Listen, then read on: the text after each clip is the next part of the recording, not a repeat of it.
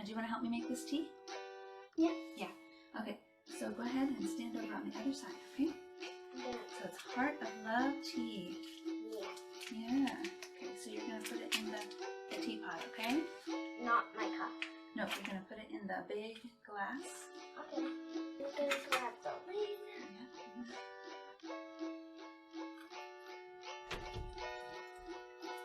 Yeah. It's spinning. It's spinning like a ball. Cool. Go ahead and put the lid on. Is it this way? Yep, like that.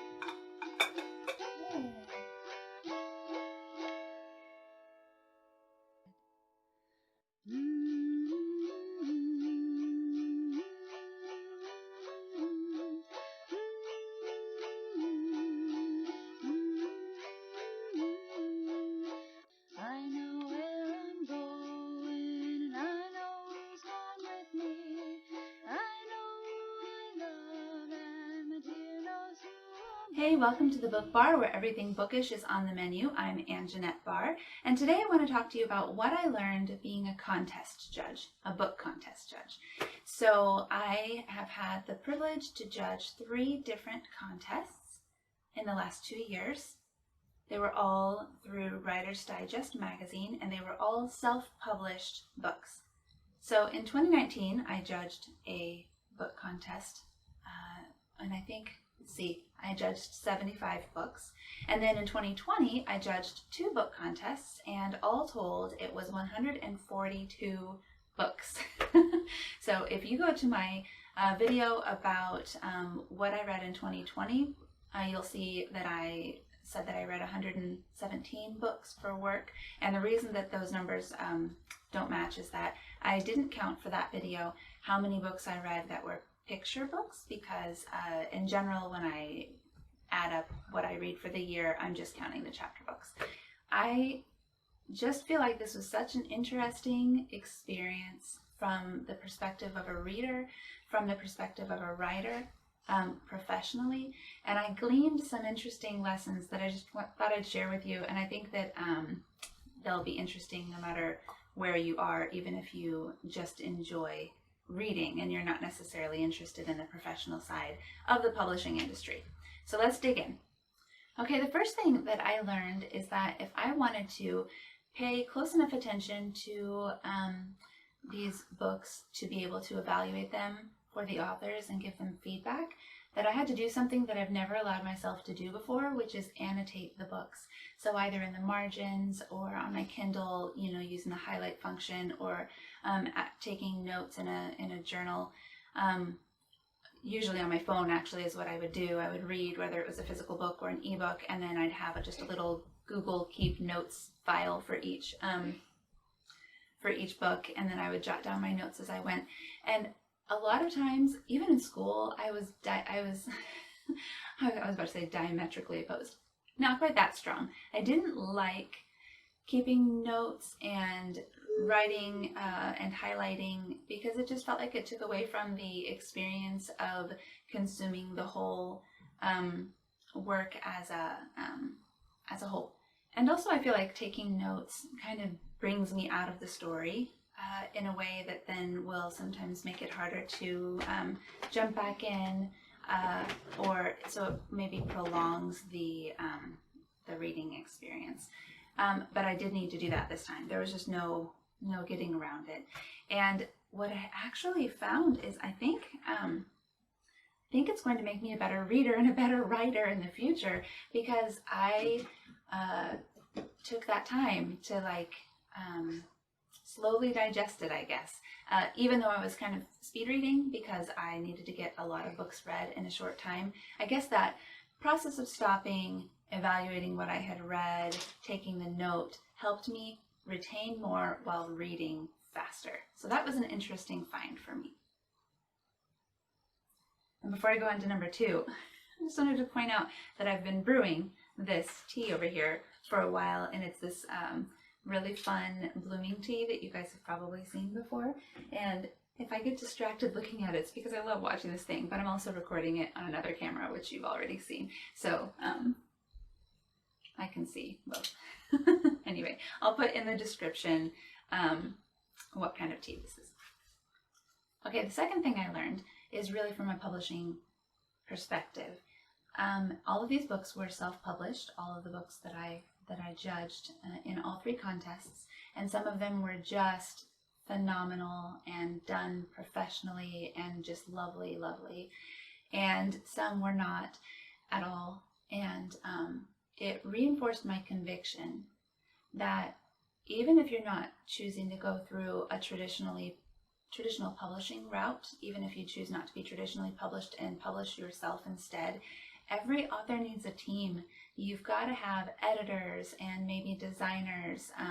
You've got to have lots of proofreaders and just people with eyes on your book before you release it into the wild. And I don't say that to say that like your work, you, the proverbial you, I'm not saying that the work of writers is not a treasure in and of itself, even in its raw form, but it was very obvious who went through the hard work of making their book the best they could make it, even without a lot of money behind them, and who took shortcuts either because they just couldn't afford to hire the professionals to help them, or maybe were not aware that they needed them.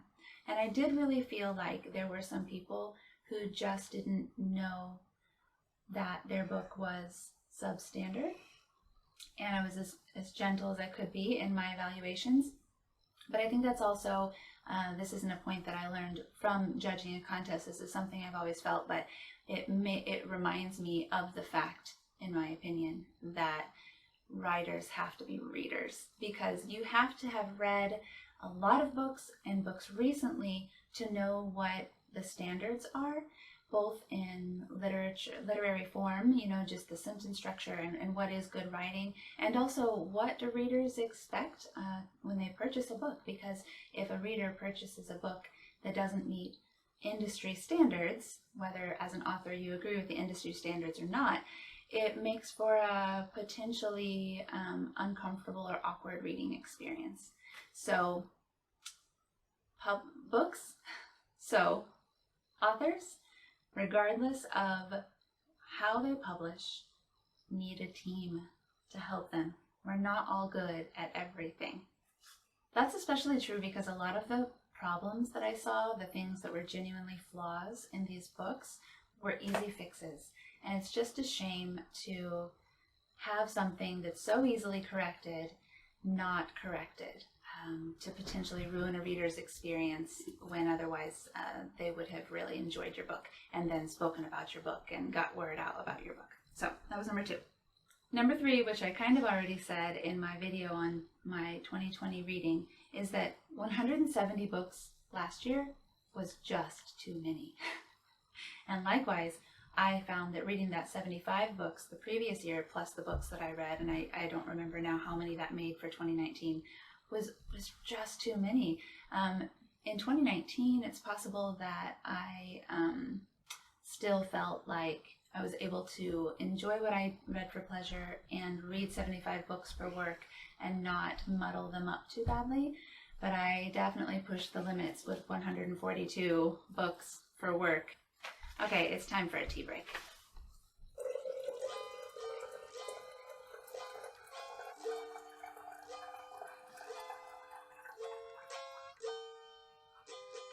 Yay! Okay. Now, Which one do you think is the best? Blue or white? okay, so blue or white are our choices. Which So we've one's got the best? dark chocolate No, and just sea which salt one's the caramel, best? or red, or the dark chocolate. I like these two the best. I don't like this one very much, but I do like it. What about you? Mom, Mm-hmm. this is dark chocolate and Mhm. I don't like the best, but can I actually just talk to? Can I have to? Yes, But you can, Mom, which one would you like? I'm gonna take this one. Okay. Okay, so you go put these back and then come Okay, back for your okay, tea and try not to okay. bump any of the equipment, okay? Okay. Okay, Ooh. good job. Okay. Okay, Arthur, come get your tea.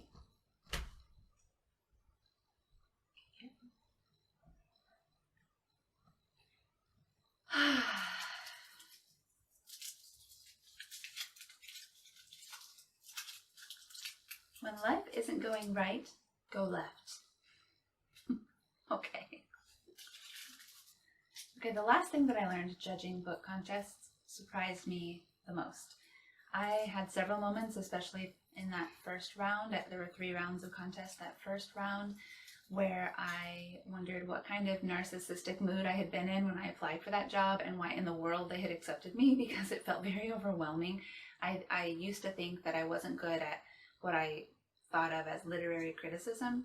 I didn't think that I enjoyed reading something in order to analyze it and talk about it, even though I, in retrospect, do that all the time in a conversational setting with my friends. I didn't think I would enjoy doing it professionally, which is why I never pursued something like an English degree. But, surprise, I found that it was really, really personally and professionally fulfilling to read a book with the purpose of and intent of helping the author. I really felt like I was making a difference. These books were already published, but because they were self-published, they could, in theory, go back and make changes based on my recommendations. And even if they had been traditionally published or they weren't going to pull them and do a second edition, they would be able, they would be able to use my advice in their future writing. And something about that whole experience made me feel a new calling that I hadn't expected. So I don't think I would ever make a booktube channel if I hadn't gone through this process of judging book contests. And I certainly don't think I'd be moving into a career that I am currently feeling out and pursuing, which is literary representation or being a literary agent. On top of that, after the first contest, I was able to follow some of the authors. Even though I judged them anonymously, I knew who they were, so even though they don't know who I am, I know who they were. So out of curiosity, actually I think I may have happened upon these on accident. Yeah, I do remember I was searching to find out what hang on, I have a little boy behind the camera playing with kinetic sand and blowing on his tea, being loud. Hey, it's not hot anymore. You can just drink it.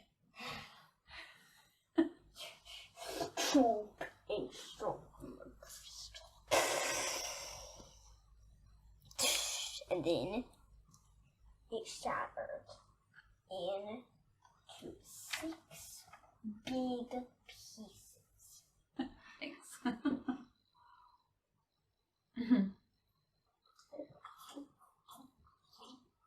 Can you hear that? Arthur, drink, don't gulp. It's tea. After that first contest, I actually accidentally happened upon some of the feedback from the writers, from the authors themselves. I think I was searching for something having to do with the particular contest. I can't even remember why I was searching, but a picture came up, and I realized that those were my words, like superimposed in a photo. You know, it's like stop in one of those weird moments where you go, oh, right. Like the things you put into the world are there, right? And the author was kind of gushing about how helpful that they found entering this contest to be, and how helpful my review was, and how it made them, like, it validated them as a writer. Oh my goodness.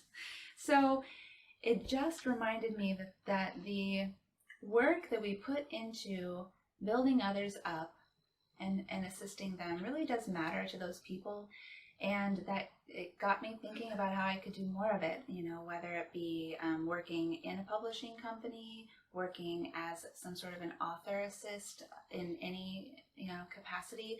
And eventually it led me down the road of deciding that I really think I could be a good literary agent. So I think I learned, if I could sum that up, that despite the fact that I thought I just wanted to be a reader and a writer, I do have enough experience from reading and writing to have actual insights to share.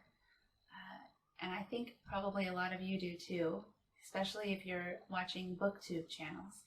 and you don't necessarily have to judge a writing contest to figure this out. But me personally, doing something that was kind of scary and new, and getting out there and being a contest judge ended up teaching me things that I guess I wouldn't have expected to get from just a job. So get out there and just try new things. If you are a reader, then you probably have skills to offer, and that doesn't obligate you to offer them. It's fine to just be a reader, but I think especially nowadays in a time when a lot of us are looking to supplement our income, or we just need a hobby and a way to interact with people, there's so many cool opportunities out there for bookish people to consider. So I hope you found my thoughts interesting, even though they were kind of random and all over the place. In the near future, I want to make another video specifically talking about book contests and whether they are worth entering, and this book contest in particular. So I entered this Writer's Digest self-publishing book contest in 2018. So now I have the experience of both entering the contest and also judging it. So I'd love to give kind of an overall review of the Writer's Digest contests and how they function, and just the things you might want to know if you happen to be an author who's considering entering them, or a writer, because they actually have poetry contests and other things as well. So that'll be for the future.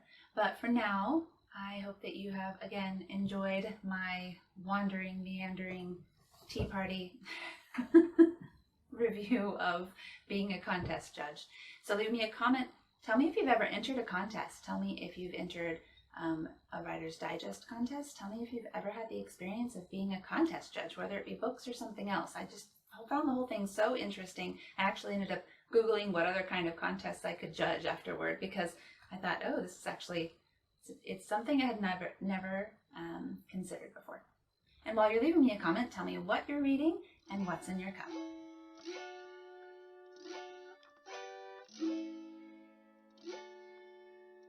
Don't be loud, really. No, really. Don't be loud. Gosh.